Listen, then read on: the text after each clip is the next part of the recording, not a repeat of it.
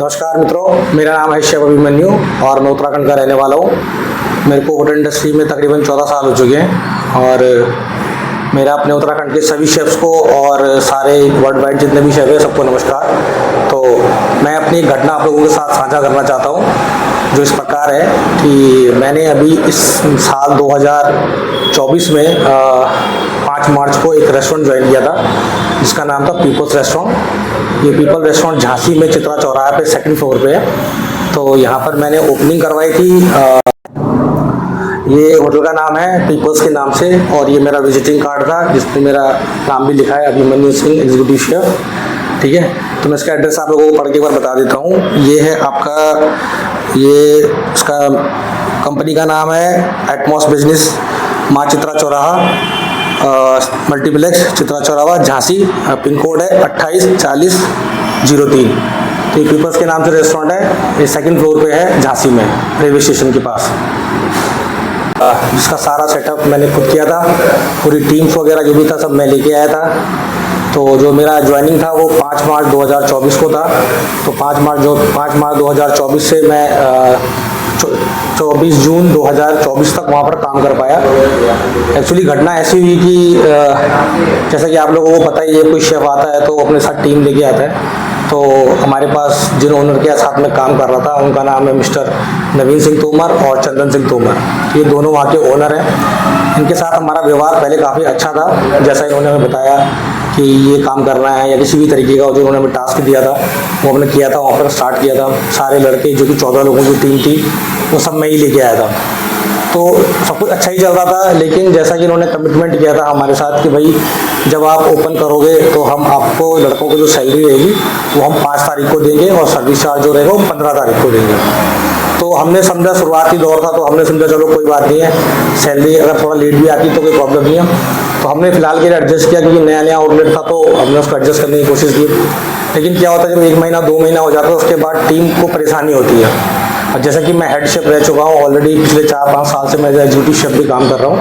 तो well known लड़के हैं, सब मुझे जानते हैं, मार्केट में थोड़ा बहुत रिस्पेक्ट भी है। तो उस वजह से लड़के मेरे पास आते हैं।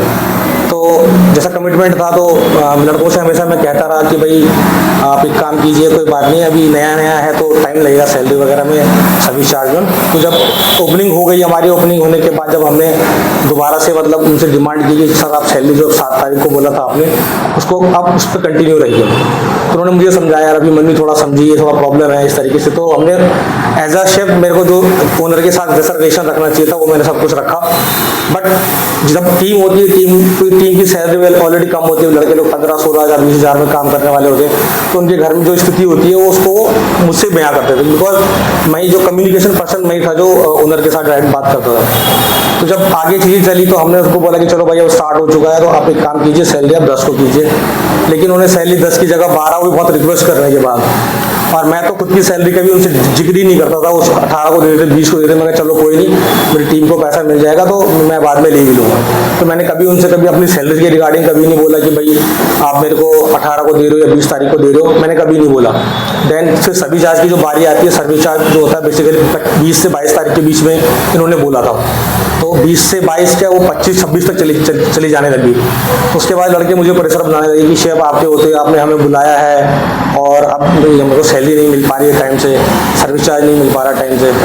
तो इस चीज़ को मैंने जब ओनर से कहा कि आप मेरी सैलरी भले आप लेट पे दे दिया करो, लेकिन जो किचन स्टाफ की सैलरी या सर्विस स्टाफ की सैलरी वो थोड़ा टाइम से दे दिया करो।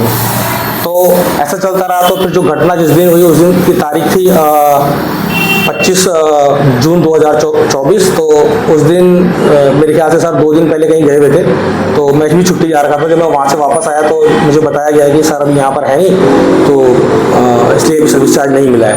तो 25 तारीख ऑलरेडी हो गई थी। तो 25 तारीख को शाम को सर तकरीबन 6 बजे करीब रेस्टोरेंट में आए।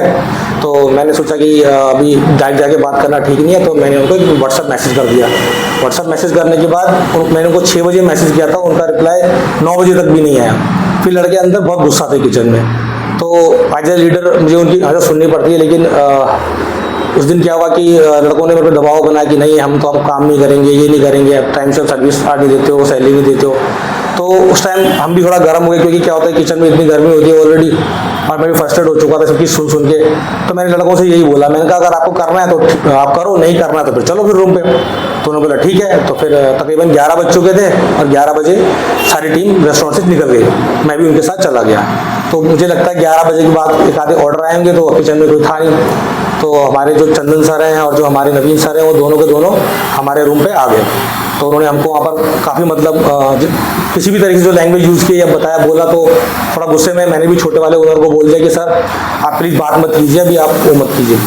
तो बाकी इन लोगों का वही था कि उस दिन जो घटना हुई उसके बाद जब हम रूम पे चले गए तो अगले दिन उन्होंने बोला कि मीटिंग रखनी है। तो मैंने बोला कि भाई मीटिंग में मैं नहीं आ सकता, जब मीटिंग आपने करनी है टाइम पे पैसे देने नहीं तो मेरा मीटिंग मार के कोई फ़ायदा नहीं है। तो उस दिन मैं नहीं गया। तो उस दिन रात को ही मुझे फ़ोन आया कि हुआ था कि मैंने ऑलरेडी इनको मई के महीने में मैं ऑलरेडी परेशान था, तो मैंने मई के महीने में इनको 28 मई को इनको अपना रेजिग्नेशन दिया था। तो रेजिग्नेशन मैंने वीरेंद्र नाम का एक हमारे यहाँ पर सज्जन है, जीएम जिनको बोलते हैं, ऐसे तो उनका नाम उन्होंने फ्रॉड नाम रखा हुआ अपना अमित दुनिया को बदलाने के लिए, लेकिन वो जो रियल नाम है वो वीरेंद्र है। तो मैंने उनको दिया। तो उन्होंने बोला कि मैंने आपका रिज्यूम सर के साथ शेयर किया था, लेकिन उन्होंने बोला कि हम आपका जो मेरा रेजिग्नेशन लेटर था सर के साथ शेयर किया है। तो वो बोल रहे कि नहीं हम एक्सेप्ट नहीं करेंगे। तो फिर मैंने पर्सनली जब दोनों से पूछा, उन्होंने बोला नहीं यार हम आपको नहीं जाने देंगे, आप यहीं पे काम करोगे, सब कुछ उन्होंने रिक्वेस्ट की। तो मेरे पास ऑलरेडी जॉब आ चुकी थी दिल्ली में, तो एक प्रोजेक्ट आ रहा था मेरे पास, तो इन्होंने मुझे नहीं जाने दिया, तो मैंने वो प्रोजेक्ट भी मतलब छोड़ दिया।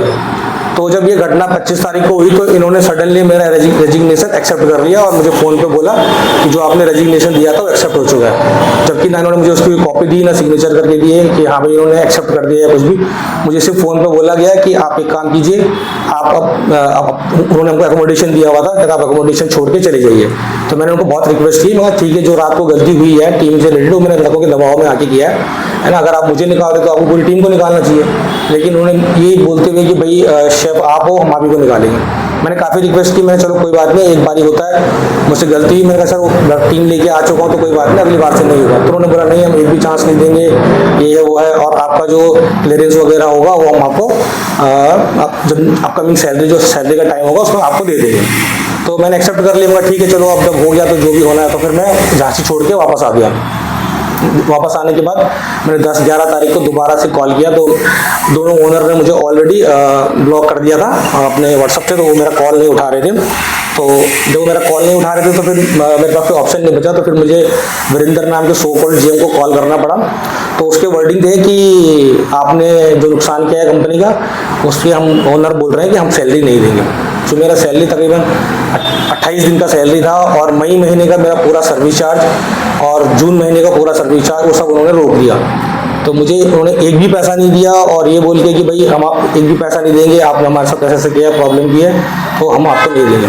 तो इनके जो मेन है जो पता नहीं ओनर से तो मेरी बात हो नहीं पा रही बिकॉज वो मेरा फ़ोन नहीं उठा रहे। तो जो इनके जो वकील हैं जो जीएम है वो जीएम का काम कम और वकील का काम ज़्यादा कर रहे हैं। तो वो क्या कर रहे हैं कि भैया वो बोल रहे हैं कि मैं तो सर से बात कर चुका हूँ, वो मना कर रहे हैं, जबकि मेरे से कोई बात हो ही नहीं रही है। अब आप ही बताइए मुझे इस सिचुएशन में क्या करना चाहिए। मैं तो सभी से यही रिक्वेस्ट करूंगा कि आज तक मैं भी 14 साल से काम कर रहा हूँ, कभी ऐसा नहीं हुआ कोई भी होटल इंडस्ट्री में जब कोई ऐसा उतार चढ़ाव आता है या जॉब जाती है, आज तक किसी भी ओनर ने अभी तक किसी की सैलरी नहीं रोकी है।